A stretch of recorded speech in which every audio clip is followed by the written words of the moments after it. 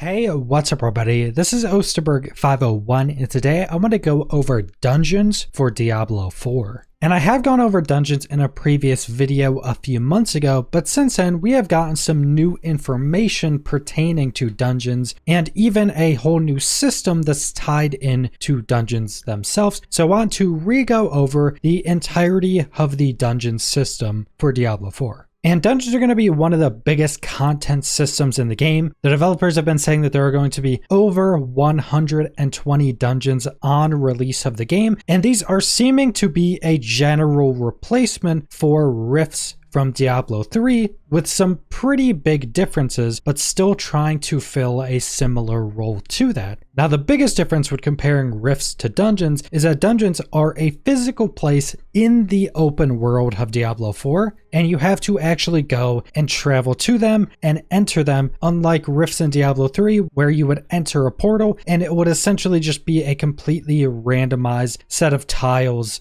and enemies. And with these dungeons being actual physical places, they are only going to have a certain amount of different enemy types that can be in there. So for most dungeons, there's only going to be a handful of monster families in that dungeon, and there's only going to be a handful of different objectives that can be in that dungeon, and that dungeon is going to feel like it is that specific dungeon every time you go into it. The paths can be randomized, where objectives are can be randomized, where enemies spawn in the dungeon can be randomized, but it will still feel like that specific dungeon anytime you go do a run through it. Now, most dungeons you'll be able to unlock and enter just by finding their entrance out in the open world, but some dungeons are locked behind strongholds. Now, strongholds are basically an area you can take over or do an objective for, and then NPCs will move in. You'll unlock vendors in that location. You'll have a fast travel point. It's essentially you clearing out enemies of an area to create a settlement, and some of these strongholds will actually unlock a new dungeon once you've cleared them out. But it seemed like the vast majority of dungeons, you just have to essentially go to, discover the location, and then you'll just be able to go to it and enter it freely. And these dungeons are going to be a bit more objective based than rifts were in Diablo 3, so you can have a handful of different objectives that can be active once you enter that dungeon, and a lot of the dungeons are going to end with a boss fight. But there's a ton of information we don't know. We don't know the full extensive list of all the objectives that can be in these dungeons, and we don't know what specific ones are all going to end in boss fights, or if all of them are going to end in boss fights, because it's a possibility that the recent content creator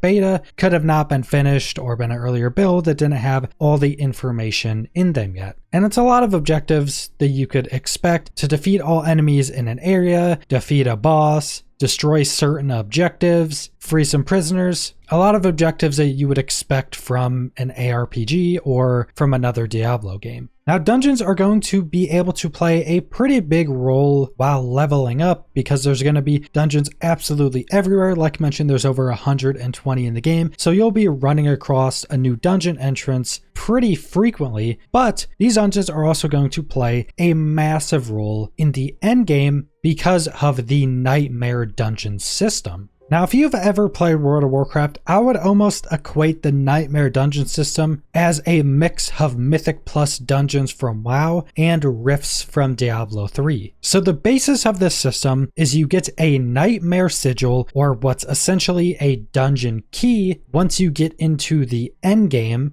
And with this Nightmare Sigil, you will be able to activate a Nightmare Dungeon. Now, we do have a few different bits of information saying where you can get Nightmare Sigils from. So for a couple years now, the developers have said that you'll primarily be getting Nightmare Sigils from the Tree of Whispers, which is another endgame progression system, essentially bounties from Diablo 3. We actually don't know a ton about that system, so that's about the most information you're going to get, but that was the original way the developers were saying you would get these Nightmare Sigils. And we do have some more up-to-date information saying you can also craft Nightmare Sigils from the Occultist NPC. So I'm not sure if these Nightmare Sigils have been removed from the Tree of Whispers and added only to the Occultist, or if there's just going to be a handful of different ways to get these different sigils. but Nightmare Sigils are going to be for a specific dungeon. So it's not going to be like you get a Nightmare Sigil and you can go use it on any dungeon you want. It's going to be a specific dungeon, and it's going to have different modifiers on it to make the dungeon harder, to give it better loot, to buff up enemies in different ways, and generally turn the dungeons into a much more difficult endgame version of those dungeons. Now, the developers have talked about this a little bit, and they designed it in this way because they want you to not have to go do every Nightmare Sigil you get. They want you to be able to look at this Nightmare Sigil, know what dungeon that is, know what monster families are going to be in that dungeon, and compare that to your build and the strengths and weaknesses of your build to be able to determine if you want to actually go do that dungeon, or if you just want to put that Nightmare Sigil in your stash and save it for another character, or maybe go do it at a different time. They want you to have the ability to pick and choose what nightmare dungeons you go and try to complete. And there's also some new information on top of that. And also I'm getting this information from Maxroll, so I'll have that linked in the description. But this information is showing that there's going to be 3 tiers of Nightmare Sigils, and going up in the tiers is going to make the dungeons much more difficult. Specific dungeons are also going to be in those specific tiers. So the first tier is Common Sigils, which are tier 1 through 10, and there's 10 different dungeons in that tier. So you're not going to be getting Common Sigils for dungeons that aren't those 10. Then you have Sacred Sigils, which are tier 11 to 20, and there's a lot more than 10 dungeons in this tier, but again, you're not going to get Sacred Sigils for dungeons that aren't in that specific tier. And then Ancestral Sigils, which are tier 21 to 100, and there's a lot more dungeons in this tier, and it's seeming like this is the tier that once you get up to it, this is the tier you're primarily going to stay in all the way for the remainder of the endgame. So dungeons are going to hold a massive amount of content for Diablo 4 in the endgame and while leveling up, but what type of rewards can you expect from constantly farming these dungeons that you're probably going to be spending a lot of time in? And the first part of this I want to go over is the Codex of Power. Now, one of my recent videos goes over a full deep dive into the Codex of Power, so if you want very specific information, I would recommend going and watching that. But an overview of this system is you have this Codex of Power, and all of these dungeons that you go complete, you will unlock a legendary aspect in this Codex of Power. And once you've unlocked this, it's permanently unlocked for your account. Any character can go and use these. And these are essentially a low-rolled version of legendary powers you can find on gear in Diablo 4. One of the big differences being these have infinite uses. So you can apply this to as many rare or legendary pieces of gear that you want. Presumably it's going to cost gold to apply them, but you're not going to have to go re-earn that aspect. So this is going to be a pretty big part of gearing in the early and the mid game, and this Codex of Power will only stop being used once you're super far into the end game, because these aspects, like I mentioned, are low-rolled versions of those legendary powers. So going and completing all 115 dungeons that are tied to the Codex of Power is going to be something a lot of people are going to try and go complete. So then they'll have every option in the Codex of Power for whatever build they want to try out. Now, another piece of account-wide rewards is that the first time you complete every dungeon, you will earn 20 renown in the zone that dungeon is located in. Now, the renown system is essentially a type of completion system for every zone or region, and getting a certain amount of renown will unlock you different account-wide buffs. This may be additional potion slots, it may be an increase to a primary stat for every character on the account,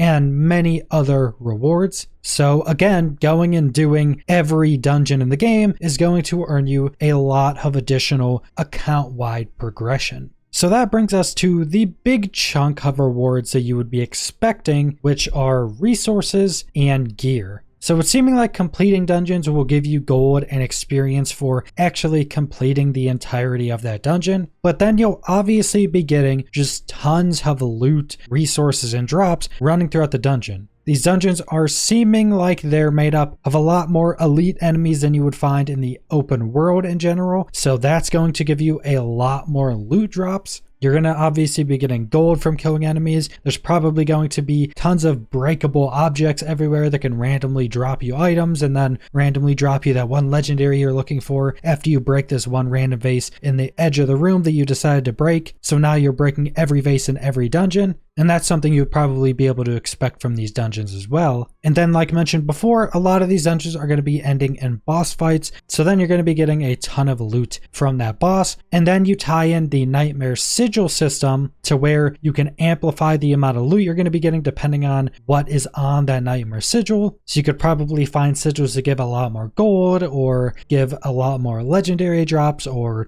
different affixes of that nature. But also developers in the past couple years have mentioned that they want specific dungeons to also have a higher chance to drop different gear slots. So maybe this dungeon would have a higher chance to drop boots. Now, this hasn't been talked about for quite a while, so I'm not sure if this is an idea that's just been scrapped or if it's still something that's going to be in the game and is going to be a light way of being able to target farm specific pieces of loot. And we don't even know how that system was being developed when they were talking about it, so we don't know if every dungeon is just going to have a higher chance to drop a specific gear type, or if maybe different dungeons are going to have a higher chance to drop a specific gear type with specific stats, or if Nightmare Sigils are going to somehow play into different dungeons dropping different gear types at higher rates. So that's just kind of an idea that they threw out a couple years ago, but it's definitely interesting nonetheless. And I think even having a light form of targeted farming would definitely be a good thing. So that is the vast majority of information on dungeons in Diablo 4. Now, like I mentioned, I've gotten some of this information from Maxroll, so I'll have that linked in the description. And I'd also recommend checking out that link if you want to get into some of the more minute details of dungeons, because there is some stuff I haven't gone over that's just smaller pieces, like shrines being in dungeons and possible side quests in dungeons. But I just wanted to do a more overarching explanation of what these dungeons are and how they're going to tie into the gameplay of Diablo 4. But that's pretty much all I want to go over. So subscribe if you want to see more Diablo 4 or other videos. Leave a like if you liked the video. Leave a comment down below what you guys think about dungeons for Diablo 4. And thanks for watching.